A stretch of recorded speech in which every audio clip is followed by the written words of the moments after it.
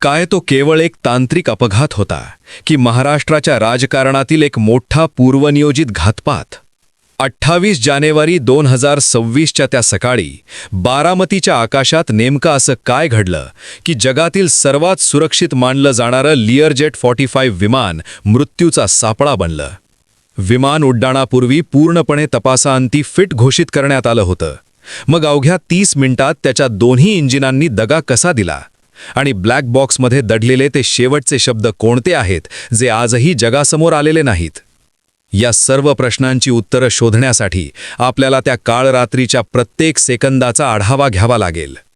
सकाळी 8:10 जेव्हा अजितदादांच्या विमानानं मुंबईच्या जुहू विमानतळावरून आकाशात झेप घेतली तेव्हा हवामान पूर्णपणे स्वच्छ होते. मात्र विमान लोणावळ्याच्या डोंगर रांगा ओलांडून बारामतीच्या दिशेनं खाली येऊ लागले तेव्हा पहिल्यांदा विमानाचा वेग अनियंत्रित झाल्याचे रडारवर दिसले.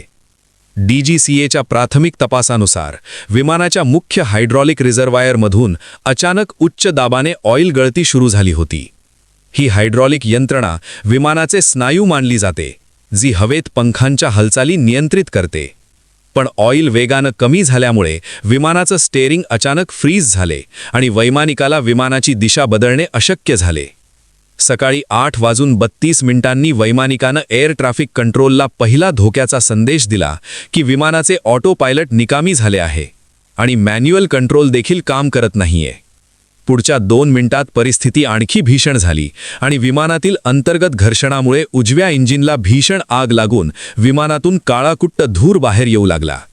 विमानातील रेड अलार्मच्या आवाजात वैमानिक जीवाच्या आकांतानं ओरडत होता की आम्ही ताबा पूर्णपणे गमावला आहे. गोजूबावी परिसरातील शेतकऱ्यांनी पाहिले की आगीच्या गोळ्यासारखं हे विमान हवेतच 70 अंशात कलंडलं होतं आणि वैमानिकानं विमानाचे नाक वर उचलण्याचा शेवटचा प्रयत्न केला तरी हायड्रॉलिक प्रेशर शून्य झाल्यामुळे विमानानं प्रतिसाद दिला नाही. शेवटी एका मोठ्या मोकळ्या शेतात हे विमान ताशी 400 किलोमीटरच्या भीषण वेगानं आदळले आणि जमिनीला स्पर्श होताच हजारो लिटर इंधनाचा स्फोट होऊन